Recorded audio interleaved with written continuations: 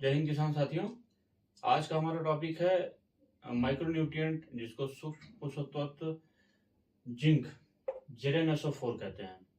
Zinc एक ऐसा micronutrient है जो कि खेत में होना बहुत जरूरी है। पौधों के लिए ये एक एसेंशियल यानी बहुत ही अति आवश्यक पोषक तत्व है। जिंक पौधे के अंदर मेटाबॉलिज्म को बढ़ाता है और मेटाबॉलिज्म एक्टिविटी को दुरुस्त रखता है। जिंक की कमी से आप जानते हैं कि जिंक की कमी से तमाम पौधों में, तमाम फसलों में अलग अलग प्रकार के रोग भी देखे जाते हैं। जैसे आप उदाहरण स्वरूप देख लिए व्हाइट बड ऑफ मेज। मेज में जो उसकी शीर्ष कलिका होती है वो सफेद हो जाती है, जो कि जिंक की कमी से होती है। और सबसे मुख्य रोग धान में होता है, जिसे हम खैरा के नाम से जानते हैं। खैरा एक ऐसा रोग है जो होने के बाद पौधे की सारा विकास खत्म हो जाता है और पौधा एकदम पीला पड़ जाता है, ना बढ़ता है ना ही वो किसी तरह का उत्पादन देता है। जिंक अपने आप में बहुत ही महत्वपूर्ण पोषक तत्व है, लेकिन जिंक के साथ एक प्रॉब्लम ये है, एक खराबी ये है कि जिंक एक बहुत ही सुस्त, बहुत ही लेजी माइक्रोन्यूट्रिएंट है। यूं कह लीजिए कि अगर इसको आप जमीन के सरफेस पे अगर आप JnSO4 को अप्लाई करते हैं तो ये पहली बात तो मार्केट में JnSO4 जिंक सल्फेट के नाम से ज्यादातर आता है। अगर आपने जिंक सल्फेट का उपयोग किया अपनी फसल में तो जिंक सल्फेट के साथ सल्फर तो नीचे चला जाता है, जो कि रूट जोन में चला जाता है, लेकिन जिंक स्वतः कहीं भी नहीं जाता। वो सरफेस पे अपने पड़ा ही रहता है, ना ही प्लांट को अवेलेबल होता है, ना ही वो कुछ तरह का क्रिया करता है। ऐसी स्थिति में क्या करें? पहली कंडीशन, आज आधुनिक जमाना है, बहुत सारी तकनीक विकसित हो गई है। जिंक अब चिलेटेड फॉर्म में आने लगा है। चिलेटेड एक ऐसा उर्वरक है जो कि जितने भी धातु टाइप के माइक्रोन्यूट्रिएंट आते हैं उनके लिए चिलेटेड टाइप का फर्टिलाइजर बनाया जाता है, जो कि पानी में पूरी तरह 100% घुलनशील और नॉन रिएक्टिव।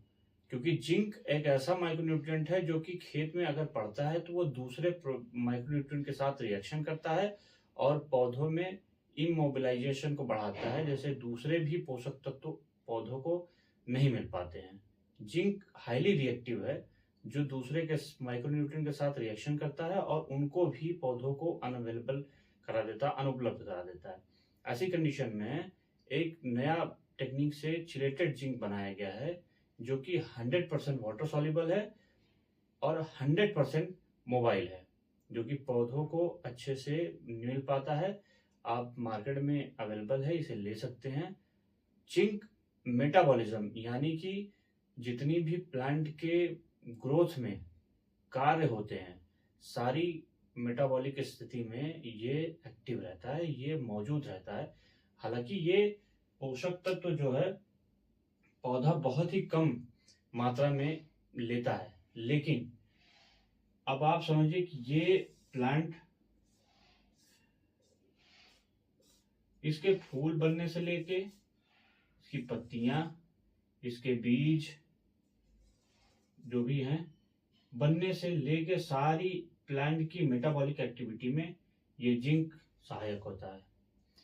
जिंक सारी मेटाबॉलिक एक्टिविटी को बढ़ाता है, मगर अगर आप इसे जिंक सल्फेट के रूप में प्रयोग करते हैं तो ये दूसरे माइक्रोन्यूट्रिएंट के साथ रिएक्शन करता है और उन्हें भी प्लांट को लेने नहीं देता। ऐसे में चिलेटेड जिंक का इस्तेमाल करें, जो कि 100% वाटर सॉल्युबल है और 100% पौधे को उपलब्ध हो जाता है। दूसरी अवस्था, दूसरे कंडीशन में आप क्या कर सकते हैं? अगर आप जिंक चिलेटेड का प्रयोग नहीं करते हैं या JnSO4 या जिंक सल्फेट का प्रयोग नहीं करते हैं, तो आप दूसरी कंडीशन में, जैसे कि आपके खेत में पहले से बहुत सारे माइक्रोन्यूट्रिएंट, बहुत सारे पोषक तत्व पड़े रहते हैं जो कि इनसॉल्युबल होते हैं, जो कि पौधे ले नहीं पाते हैं। ऐसी कंडीशन में आप जिंक सॉल्युबल और जिंक को उपलब्ध करने वाले bacteria, zinc mobiliser bacteria, market में अलग अलग कंपनियों के माध्यम से मौजूद हैं।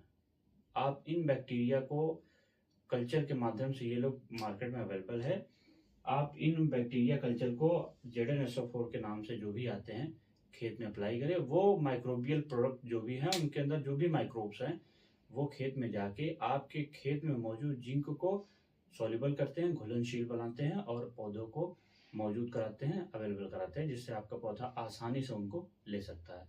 ये दूसरी अवस्था है।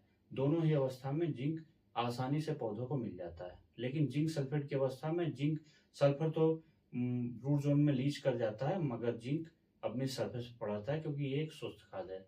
दोनों कंडीशन में आप किलेटेड जिंक का प्रयोग करें किसान भाइयों, या जिंक मोबिलाइजर बैक्टीरिया का प्रयोग करें। धन्यवाद।